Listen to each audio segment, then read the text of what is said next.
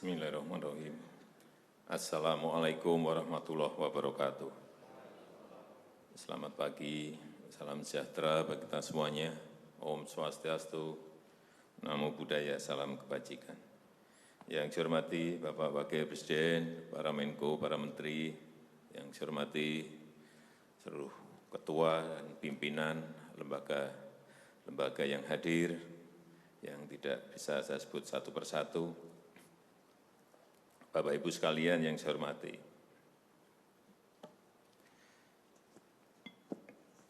suasana dalam 3 bulan ke belakang ini dan ke depan, mestinya yang ada adalah suasana krisis. Kita juga mestinya juga semuanya yang ada di sini sebagai pimpinan, sebagai penanggung jawab, kita yang berada di sini ini bertanggung jawab kepada 260 juta penduduk Indonesia. Ini tolong digarisbawahi. Dan perasaan itu tolong sama, kita sama. Ada sense of crisis yang sama. Hati-hati, OECD terakhir sehari 2 hari yang lalu menyampaikan bahwa growth, pertumbuhan ekonomi dunia terkontraksi 6, bisa sampai ke 7,6%, 6 sampai 7,6% minusnya. Bank Dunia menyampaikan bisa minus 5%. Perasaan ini harus sama, kita harus ngerti ini. Jangan biasa-biasa saja, jangan linier, jangan menganggap ini norma. Bahaya sekali kita. Saya melihat masih banyak kita yang menganggap ini normal.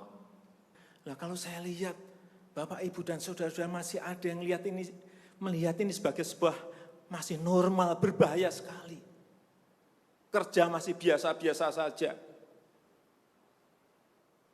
Ini kerjanya memang harus ekstra luar biasa, extraordinary. Perasaan ini tolong sama.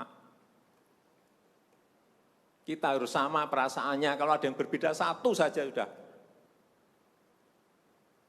berbahaya. Jadi tindakan-tindakan kita, keputusan-keputusan kita, kebijakan-kebijakan kita, suasana adalah harus suasana krisis. Jangan kebijakan yang biasa-biasa saja, menganggap ini sebuah kenormalan. Apa-apaan ini? Mestinya suasana itu ada semuanya. Jangan memakai hal-hal yang standar pada suasana krisis. Manajemen krisis sudah berbeda semuanya mestinya. Kalau perlu kebijakan perpu, ya perpu saya keluarkan. Kalau perlu perpres saya keluarkan. Kalau saudara-saudara punya peraturan Menteri Keuangan, keluarkan untuk menangani negara, tanggung jawab kita kepada 267 juta rakyat kita.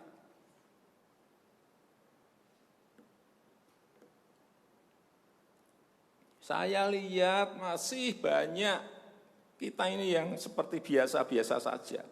Saya jengkelnya di situ. Ini apa enggak punya perasaan? Suasana krisis.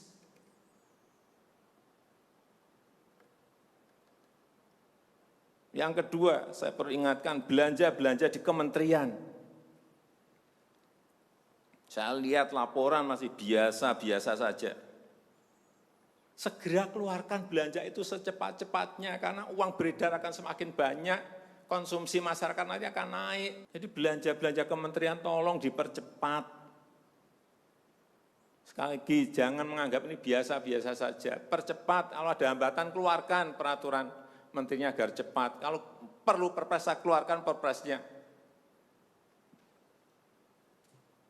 Untuk pemulihan ekonomi nasional, misalnya saya berikan contoh. Bidang kesehatan. Itu dianggarkan 75 triliun 75 triliun. Baru keluar 1,53% coba. Uang beredar di masyarakat kerem ke situ semua. Segera itu dikeluarkan dengan penggunaan-penggunaan yang tepat sasaran sehingga men-trigger ekonomi. Pembayaran tunjangan untuk dokter spesialis, untuk tenaga medis segera keluarkan.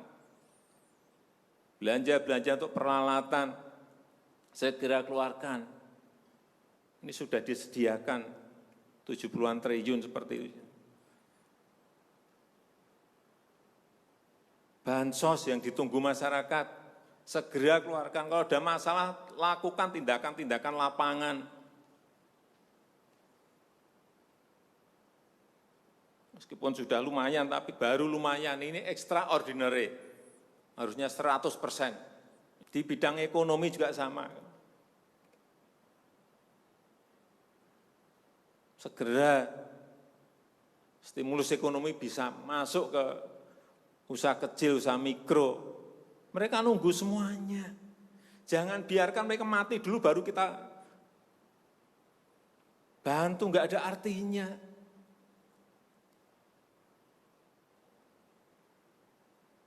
Berbahaya sekali kalau perasaan kita seperti enggak ada apa-apa, berbahaya sekali. Usaha mikro, usaha kecil, usaha menengah, usaha gede, perbankan, semuanya yang berkaitan dengan ekonomi manufaktur, industri, terutama yang padat karya, beri prioritas pada mereka supaya enggak ada PHK. Jangan sudah PHK gede-gedean, duit rupiah pun belum masuk ke stimulus ekonomi kita. Hanya gara-gara urusan peraturan. Ini extraordinary. Saya harus ngomong apa adanya, enggak ada progres. Yang signifikan enggak ada.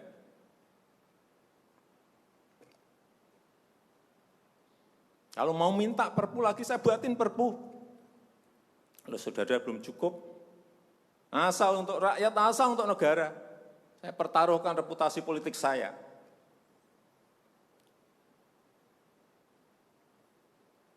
Sekali lagi tolong ini betul-betul dirasakan kita semuanya. Jangan sampai ada hal yang justru mengganggu. Sekali lagi, langkah-langkah extraordinary ini betul-betul harus kita lakukan. Dan saya membuka yang namanya langkah, entah langkah-langkah politik, entah langkah-langkah kepemerintahan akan saya buka. Langkah apapun yang extraordinary akan saya lakukan. Untuk 267 juta rakyat kita, untuk negara. Bisa aja membubarkan lembaga, bisa aja reshuffle, udah kepikiran kemana-mana saya. Entah buat perpu yang lebih penting lagi, kalau memang diperlukan,